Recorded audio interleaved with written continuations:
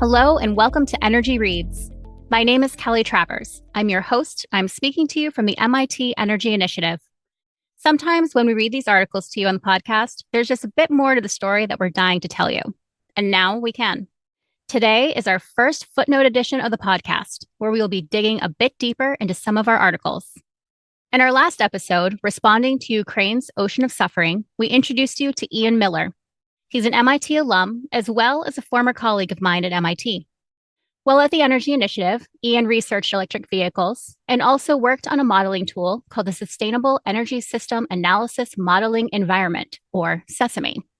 This tool allows us to study the carbon footprint of the energy system as a whole.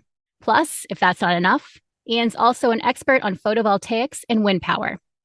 As we learned in the article, within 72 hours of the first Russian missile striking Kyiv, Ukraine, Ian was on a plane to Poland. He's been working tirelessly to aid the Ukrainian people ever since. He co-founded Zero Line, a nonprofit dedicated to delivering medical aid, vehicles, and equipment to Ukrainians on the front line. Today, I'm joined by Ian to talk more about his work, his interest in energy, and how he got to where he is today. Thank you for being here, Ian, and for taking the time to share more about your life with us. Thanks a lot for having me. It's an honor. Well, there is a lot to talk about. Your story is so interesting and so inspiring. So let's just dive right in. And I'm going to start with an obvious question. How did you get involved in energy? I first got interested in energy in college. I was majoring in government at Georgetown, and I took an energy policy class, which was focused on policies to fight climate change.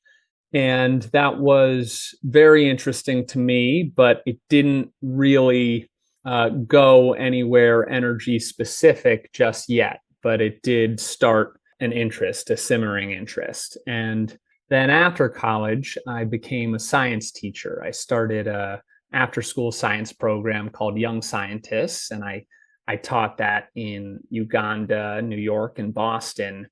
And a big part of that curriculum was about energy. It was focused on energy. Now, it was for little kids, sometimes high schoolers, but still describing the science of energy and of conversion of chemical energy into fuel and electric energy for middle schoolers and above.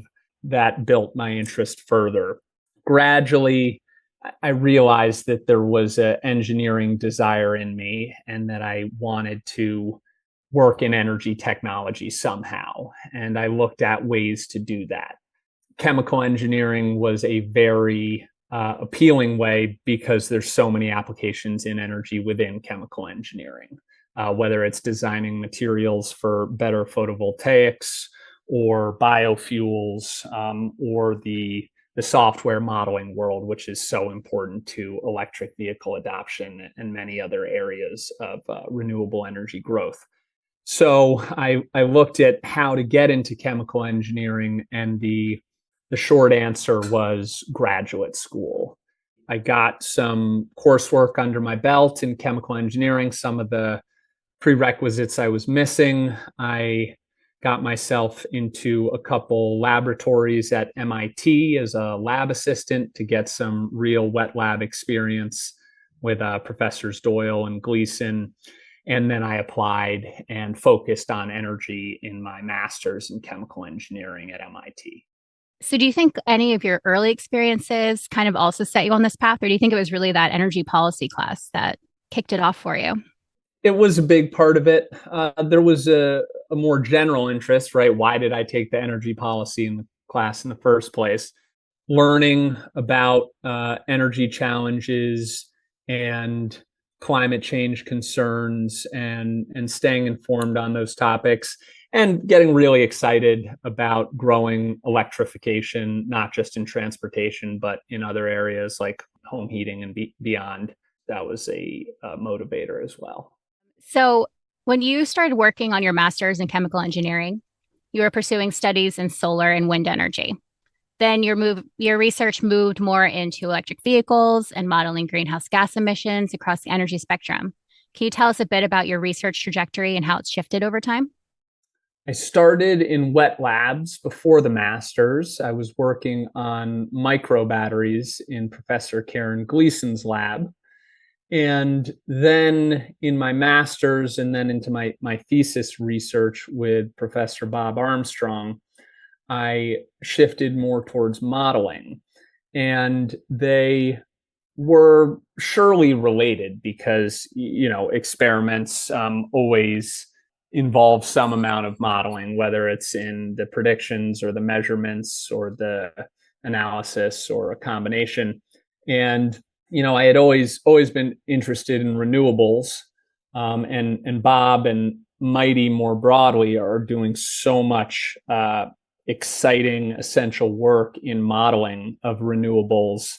I was immediately interested in that. So when Bob and Dr. Frank O'Sullivan described to me the modeling work they were doing and the SESAME work that was just kind of nascent. It was just starting with Dr. Emery Genser. I was really interested. So they took me on, and the wind and photovoltaics analysis related really smoothly to the electric vehicle work, because as the SESAME group grew and our research grew, I got to see the big picture of how renewables and electric vehicles can interact. So we've mentioned SESAME a couple of times now. Do you mind just kind of running through what SESAME actually is? Sure. So SESAME, above all, is a fun name for a software platform so that people can say open sesame. That's my bad joke. That's good. I like it. Great. So sustainable energy system and modeling environment is the acronym. SESAME focuses on analyzing questions like, okay, if electric vehicle share of the fleet in a country, say the US, grows to 50% by 2040, what does that mean for electricity demand? What does that mean for the shape of electricity demand? And how does that affect the possibilities for the power generation mix? Scenario analysis is a really big focus of SESAME, right? So look at that high EV future with high renewables, with no manipulation of when people charge. Just assume it matches when they charge today. And then compare that to a scenario where virtual power plants and other intermediary companies shift when electric vehicles demand energy, and estimate which scenario has higher costs, which scenario has higher emissions. And those are the two most important outputs of the SESAME model when it's analyzing any future scenario: the greenhouse gas emissions associated with that scenario and the costs associated with that scenario. I don't want to jump the gun here. I can't resist just a little. It might not be widely known how much the war in Ukraine has generated interest in renewables. Yeah, no, I'm glad that you made that segue, because I was actually just going to ask you about your work in Ukraine, because it really does seem like, one, energy is such an underlying thread in this war, but also you are there doing great work. When the war in Ukraine broke out, you immediately flew to Poland to see how you could help. I think a lot of people wish that they could help in those moments, but few actually get on the airplane and do it. Can you tell me what it was like making that decision? I made the decision for three reasons: inspiration, ease, and impact. The inspiration part was watching the news on February 26th, the third day of the invasion, on my couch in Boston. I was horrified by what Russia's army was doing. The attacks on civilians, the indiscriminate bombing was a feature, not a bug, from day one. And I was inspired by Zelensky's calls for help, among others. He was begging not just governments, but explicitly private foreign citizens to come help in any way they could. So I had the thought, oh, maybe I could go try to help.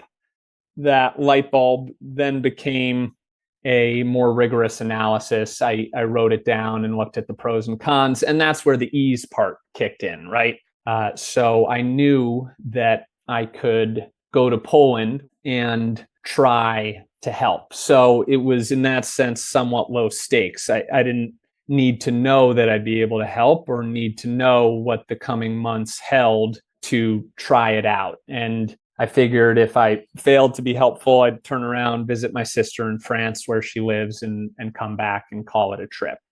The third part, right, the impact part, was why I didn't turn around and I stayed there and kept working. What was it like in those first days? Because you were still working at the Energy Initiative, balancing that job, but then also, I think, sitting in lobbies of hotels, kind of seeking out opportunities?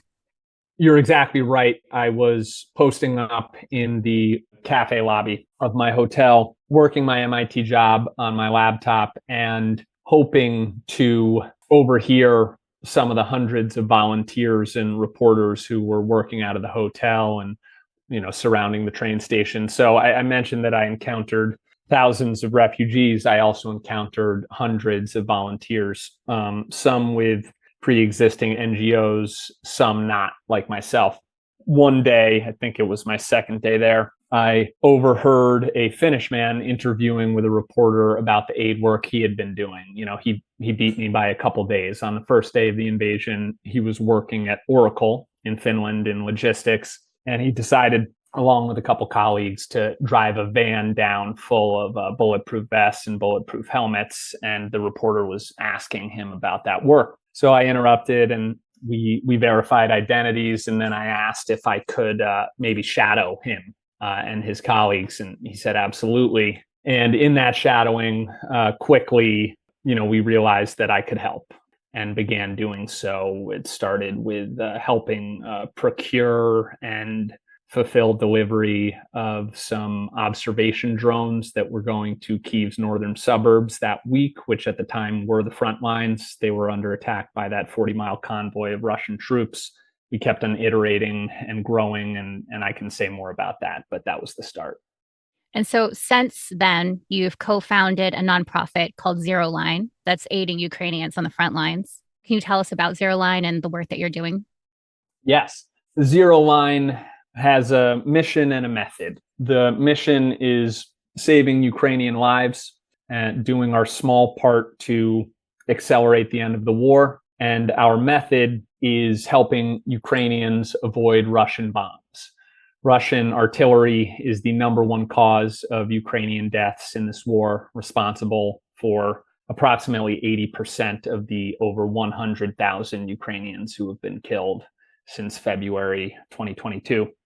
We provide that help partly through research. So through heavy frontline research, boots on the ground interviews and observations, we try to identify important gaps in government aid and government capacities, and also homegrown Ukrainian programs who are filling those gaps but not getting the support they deserve.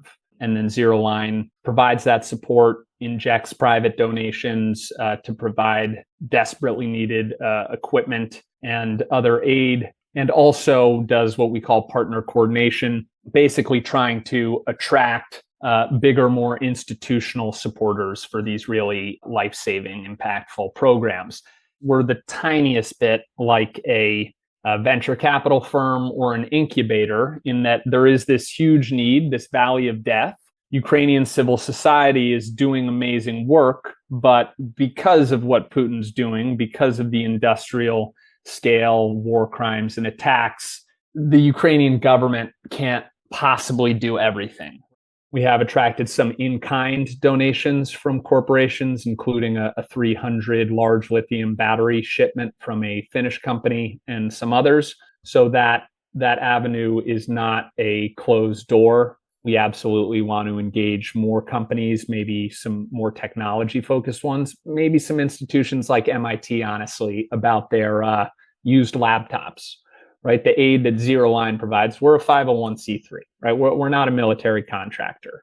So the physical items we're providing are things like tourniquets, rugged laptops, communication equipment is a big focus. I thought it was really gripping to read about how you quantified kind of lives saved per dollar.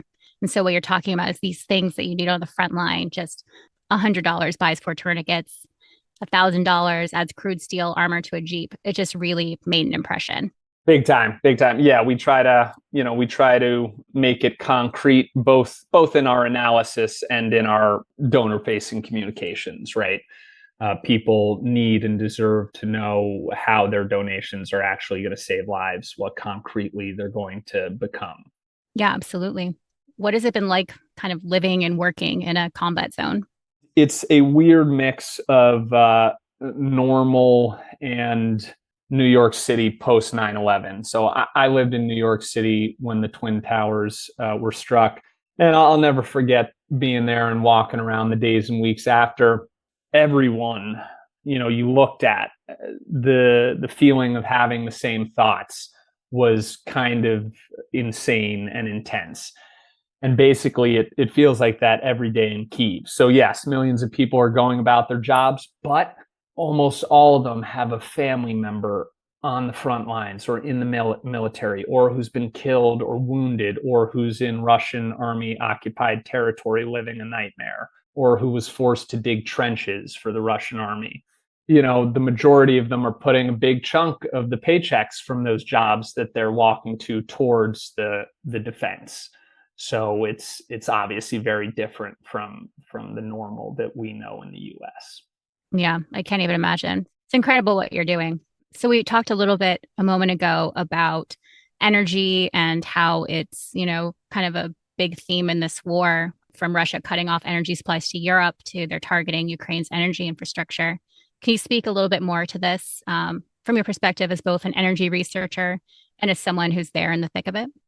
Like you said, this war is largely about energy. Energy was one of the biggest factors that caused the war, tragically. And what I mean by that is Putin invaded Crimea and the Eastern Donbass in 2014, and the free world and Germany's government responded by increasing energy imports from Russia.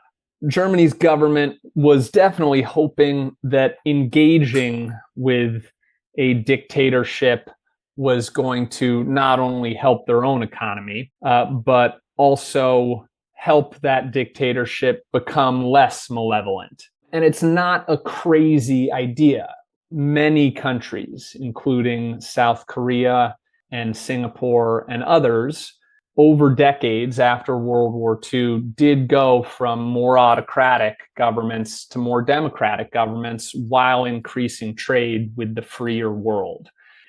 Now, it all ties back to renewables and nuclear as well, because one reason Germany was so desperate for energy supplies and natural gas from Russia was because they shut down their nuclear power fleet in the aftermath of Fukushima.